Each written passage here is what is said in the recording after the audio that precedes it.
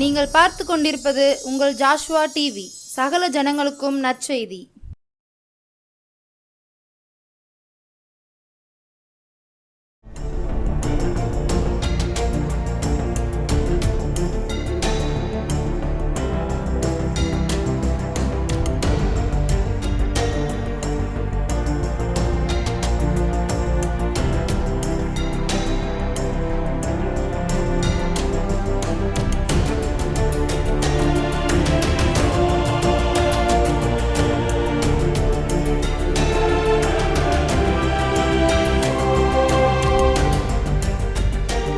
ஆண்டவராகிய இயேசு கிறிஸ்துவின் நாமத்தினாலே இந்த நாளிலே கர்த்தருடைய வார்த்தையை ஜோஸ்வா டிவி மூலமாக கொடுக்கும்படி கர்த்தர் அடிமைக்கு வாய்ப்பு கொடுத்ததற்காக என் தேவாதி தேவனுக்கு நான் நன்றி செலுத்துகிறேன். பார்க்கிற உங்கள் அனைவருக்கும் கூட ஆண்டவராகிய இயேசு கிறிஸ்துவின் நாமத்தினாலே என் வாழ்த்துதலை கூறிக்கொள்கிறேன். கண்களை மூடி நாம் ஜெபிப்போம். பரலோக தந்தையே உம்மை துதிக்கிறோம் ஐயா. நீ பேசுகிற தெய்வம் ஐயா. மனிதனோடு பேச விரும்புகிறவர், பேசுகிறவர், பேசி நடத்தினவர், இன்னும் எங்களோடு பேசுவீராக. நீர் எங்களை நடத்தும், நீர் பேசும், நாங்கள் கேட்கும். இயேசுவின் நாமத்தில் பிதாவே, ஆமென்.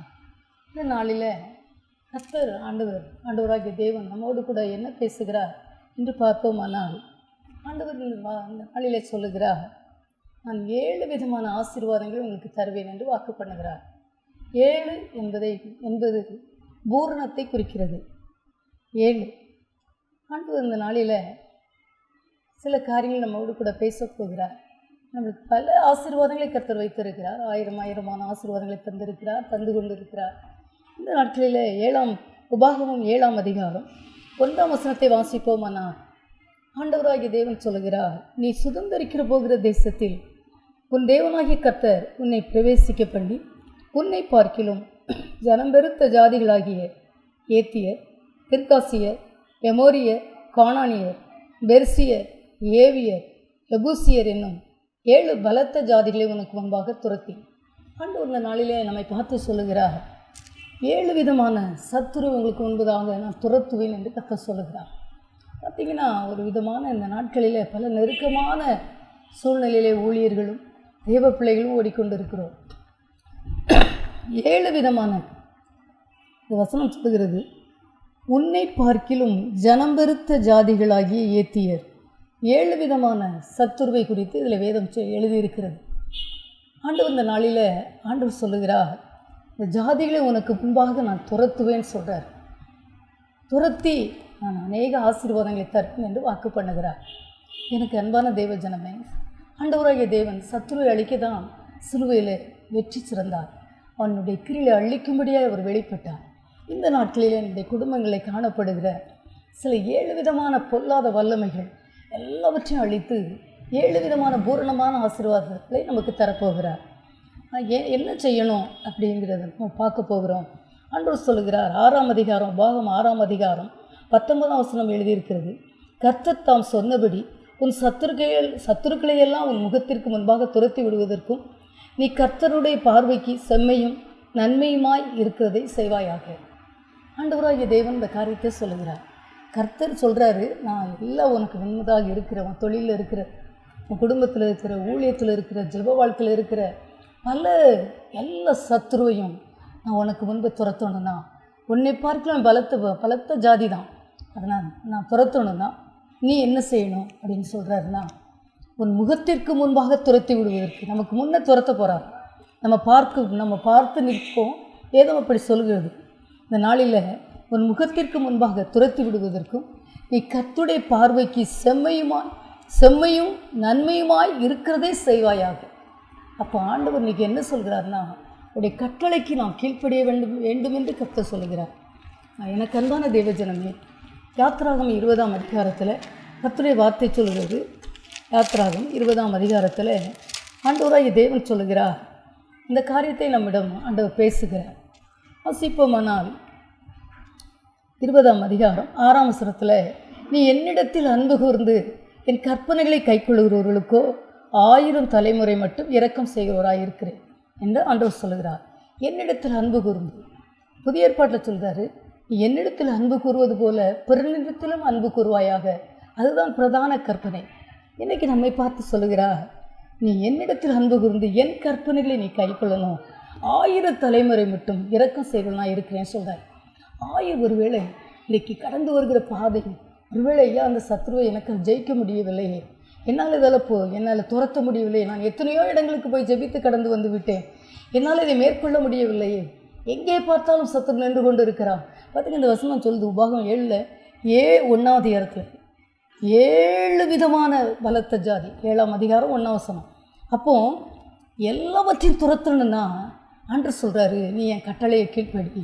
அப்போனா என்ன சொல்கிறாருன்னு பார்த்தீங்கன்னா 8ஆம் வசனம் சொல்லுது, யாத்ராகம் 28 ஓய்வு நாளை பரிசுத்தமாய் ஆசரிக்க நினைப்பாயாக.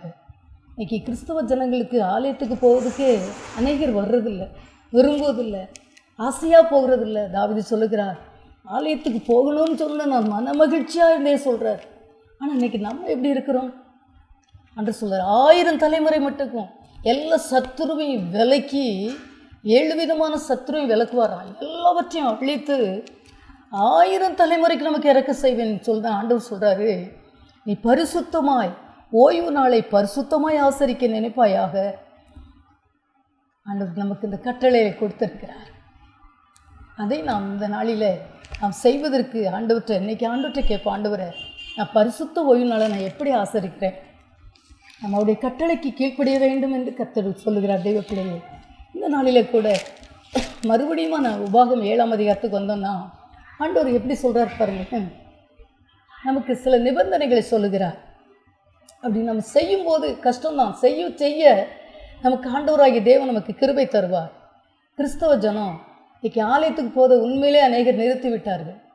இல்லை, ஆலயம்தான் தேவனுடைய வீடு, அவர் உலாவுகிற இடம், நம்மை சந்திக்கிற இடம், நம்மோடு பேசுகிற இடம். அதுக்குன்னு அவர் நம்ம பேசுகிற இடம். யாத்திராகமத்தில் வேதம் சொல்லுகிறது 25ஆம் அதிகாரத்தில், நான் உன்னை சந்திக்கிற இடம் என்று. 30ஆம் அதிகாரத்தில் சொல்லுது, நான் உன்னோடு பேசும்படி அங்கே வந்திருக்கிறேன் என்று. அப்போது அங்கே போய் நாம் சந்திக்க வேண்டும், அவர் சொல்லுவதை நாம் செய்ய வேண்டும் என்று கர்த்தர் சொல்லுகிறார். இந்த இடத்துல வேதவசனம் சொல்கிறது, உபாகம் 7ஆம் அதிகாரம் 12ஆம் வசனத்தில், இந்த நியாயங்களை நீங்கள் கேட்டு. எந்த நியாயம்? நான் சொல்கிற கற்பனை சொன்னாரே, பரிசுத்த ஓய்வு நாளை ஆசரிக்க வேண்டும். இதில் சொல்கிறார் பாருங்களேன், இந்த நியாயங்களை நீங்கள் கேட்டு கை கொண்டு அவைகளின்படி செய்வீர்களானார், அப்பொழுது உன் தேவனாகிய கர்த்தர் உன் பிதாக்களுக்கு ஆணையிட்டு கொடுத்த உன் உடன்படிக்கையும் கிருபையை உனக்காக காத்து. அப்போது நம்ம பிதாக்கள்கிட்ட சொன்ன வார்த்தையை, உடன்படிக்கையை நம்முடைய வாழ்க்கையில் நிறைவேற்றப் போகிறார். நான் சொன்னதெல்லாம் நம்ம ஆலயத்தில் நம்மோடு கூட பேசுகிற பரிசுத்தவான்கள் மூலமாய், கர்த்தருடைய ஊழியர்கள் மூலமாய், தேவதாசர்கள் மூலமாய் கர்த்தர் நமக்கு பேசுகிற ஒவ்வொரு வார்த்தைக்கும் உடனே கீழ்ப்படிய முடியாது. ஆனால் ஒவ்வொரு நாளும் தேவ சமூகத்திலே நாம் செபிக்கும்போது ஆண்டவருடைய கட்டளைக்கு கீழ்ப்படியான கிருபைகளை நமக்கு தருவார். இந்த வசனம் சொல்கிறது, உன் பிதாக்களுக்கு ஆணையிட்டு கொடுத்த உடன்படிக்கையும் கிருபையும் உனக்காக நான் செய்வேன்னு சொல்கிறார். என்ன செய்வாராம் அப்படின்னு பார்த்தீங்கன்னா 13ஆம் வசனம் சொல்கிறது, உபாகம் 7:13. முதல்ல ஆண்டு சொல்கிறார், உன்மேல் அன்பு வைத்து உன்னை ஆசிர்வதித்து உனக்கு கொடுப்பேன் என்று உன் பிதாக்களுக்கு ஆணையிட்டு கொடுத்த தேசத்தில் உன்னை பெருக பண்ணி.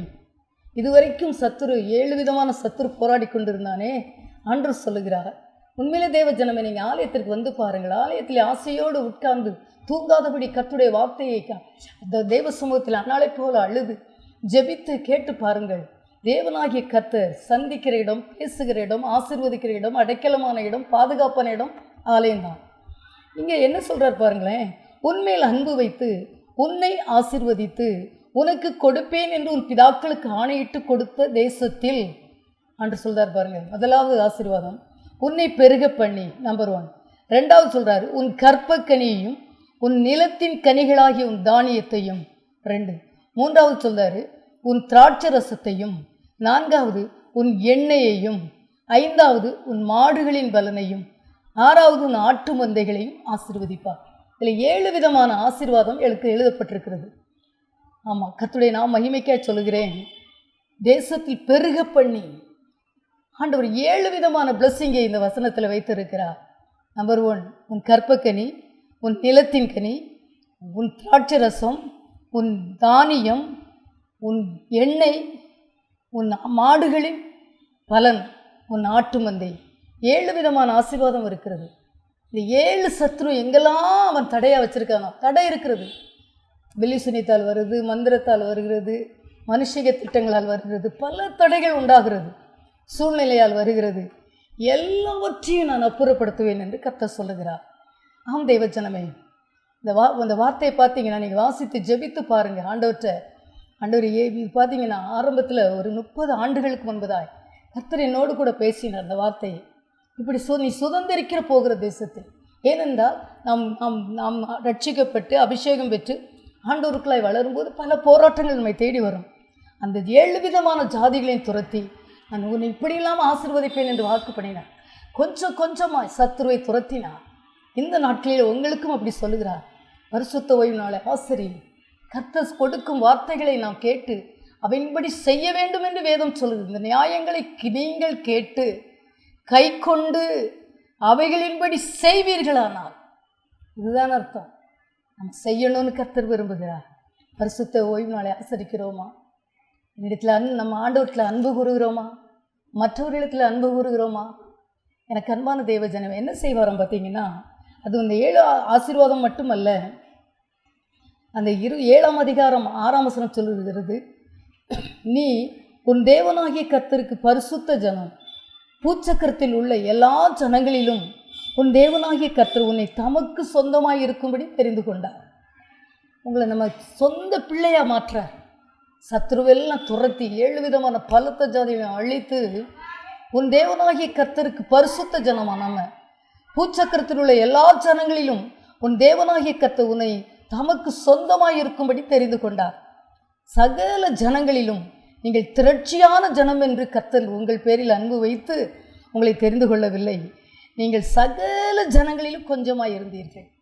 நம்ம எல்லாராலும் குறைஞ்சவங்க, மறக்கப்பட்டவங்க. ஆண்டவர் சொல்கிறாரு, எல்லாரிலும் குறைஞ்சவங்க தான். ஆண்டவர் நம்ம மேலே அன்பு வைத்து நம்மளை தெரிந்து கொண்டிருக்கிறாராம்.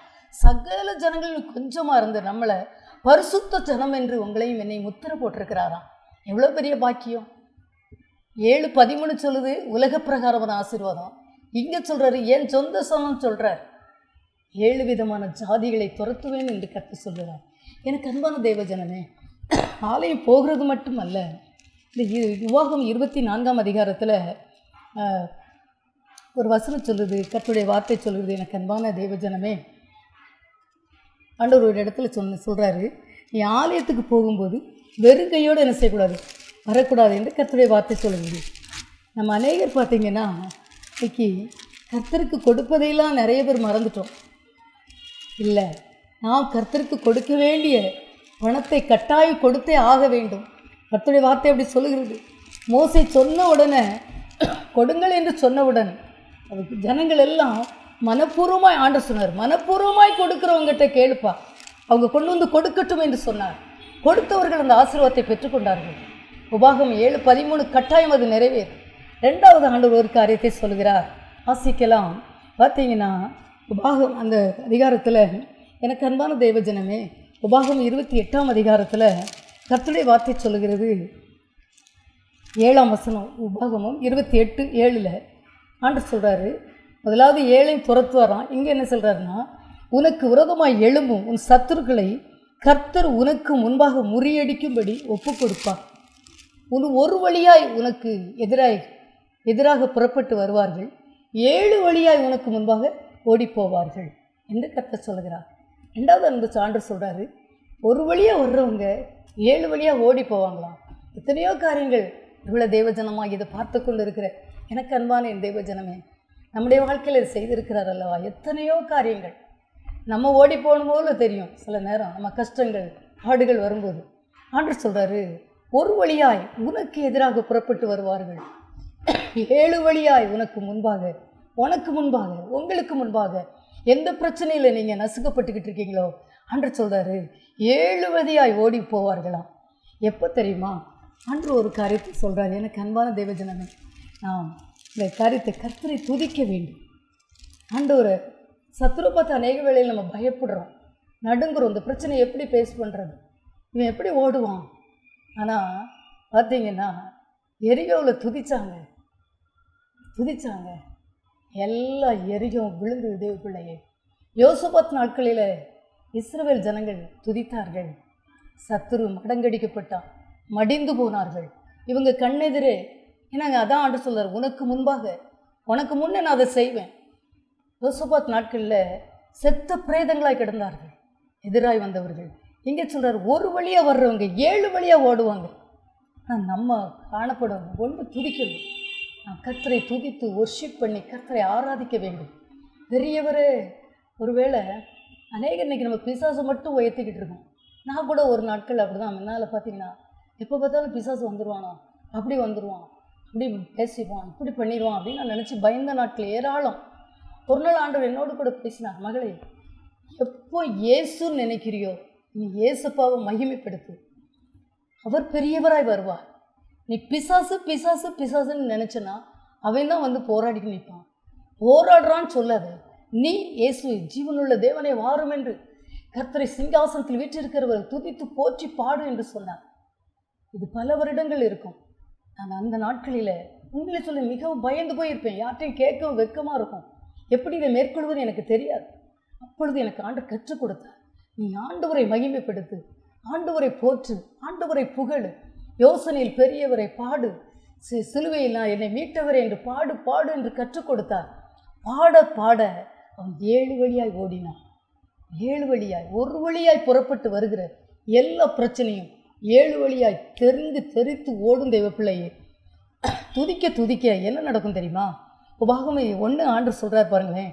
உபாகமம் 23ஆம் அதிகாரத்தில் வசனம் சொல்கிறது, 14ஆம் வசனம், உன் தேவனாகிய கர்த்தர் உன்னை ரட்சிக்கவும் உன் சத்துருக்களை உனக்கு ஒப்புக் கொடுக்கவும் உன் பாளையத்துக்குள்ளே உலாவிக் கொண்டு இருக்கிறார்.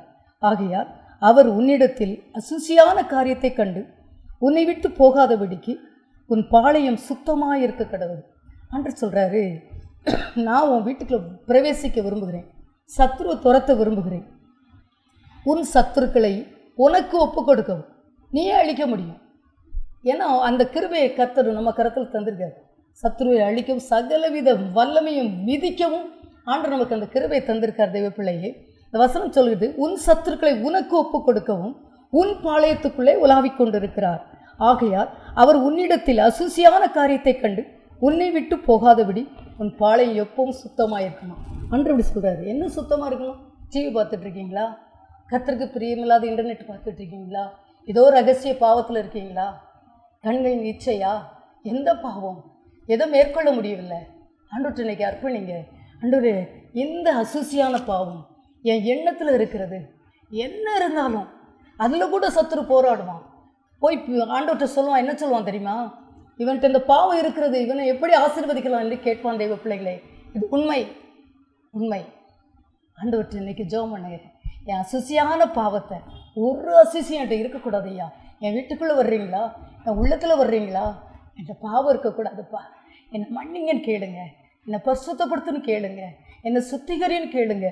ஒரு வழியாய் வருகிறவன் 7 வழியாய் ஓடுவான். அது மட்டுமா? இந்த வசனத்தில் ஆண்டவர் என்ன சொல்லி, இது உண்மையிலே இது ஆசீர்வாதம். கட்டாயம் கர்த்தர் உங்களை சந்திப்பார், உங்களை ஆசீர்வதிப்பார். உபாகமம் 7ஆம் அதிகாரம் 26ஆம் வசனம் என்ன சொல்லுது தெரியுமா? உபாகமம் 7:26. இதெல்லாம் கட்டளை தான். ஆனால் அது பூரணமான பிளஸ்ஸிங். நீங்கள் நாம் அனுபவிக்கும் போது நம் கட்டாயம் நமக்காக தான் இந்த கட்டளைகள் எல்லாம் எழுதப்பட்டிருக்கிறது. இந்த வசனம் சொல்லுகிறது, அவைகளைப் போல நீ சாபத்துக்குள்ளாகாதபடி அருவருப்பானதை உன் வீட்டிலே கொண்டு போகாயாக, அதை சீ என்று வெறுத்து முற்றிலும் அருவருக்க கடவாய், அது சாபத்திற்குள்ளானது. ஒருவேளை எந்த காரியம் உங்கள் வீட்டுக்கு சாபமான காரியம் எது இருந்தாலும் இன்னைக்கு கல்வாரிக்கு ஓடி வாங்க. ஆண்டவரே, உங்கள் ரத்தம் என் குடும்பத்தில் விழட்டையா. எந்த அசூசியான காரியம், எந்த சாபம் என் இல்லத்துக்குள்ளே இருக்குது, என் கணவனுக்குள்ளே இருக்கா, என் பிள்ளைங்களுக்குள்ளே இருக்கா, எனக்கு எந்த காரியத்தில் இருக்கப்பா, மன்னிப்பு கேளுங்க தெய்வ பிள்ளையே. சிலுவையில் சிந்தின ரத்தம் எல்லா சாபத்தை நீக்கி ஆண்டவர் இன்னைக்கு சொல்றாரு, அவனுக்கு 7 விதமான ஆசீர்வாதங்களை கட்டாயம் தருவேன். அவர் பொய் சொல்ல மனுஷன் அல்ல, அவர் மனமாற மனுப்புத்திரனும் அல்ல, அவர் சொல்லியும் செய்யாதிருக்க தேவன் அல்ல. எனக்கு அன்பான தேவ ஜனமே, ஒரு 25 ஆண்டுகளுக்கு முன்புதான் இந்த வார்த்தை ஆண்டவர் என்னோடு கூட பேசினார். உபாகமம் 7 உனக்கு ஆயுட்கால வாக்கு தத்துவம் என்று வாக்கு பண்ணினார். நான் அப்போ எந்த சூழ்நிலையிலும் நல்ல விதத்தில் நான் பாதிக்கப்பட்டிருந்தேன். அப்போ பரிசுத்த ஆவியானவர் என்கிட்ட பேசினார். இந்த காரியத்தை குறித்து முழுவதுமாய் சொந்தமாக்கி கொள்ளுங்கள். ஒரு நாள் ஆண்டவர் பேசினார், உன்னிடம் எனக்கு பிடியாத ஒரு சாபமான ஒரு தொழிலின் காரியம் ஒன்று இருக்குது, அதை தூக்கி வெளியே போடுன்னு சொன்னார். அதை அப்படியே செய்யும்படி எனக்கு அந்த காரியத்தை வெளிப்படுத்தினார். அதை செய்யவும் கிருபை கொடுத்தார். எனக்கு அன்பான தேவஜனமே, என்ன சொல்கிறார் தெரியுமா?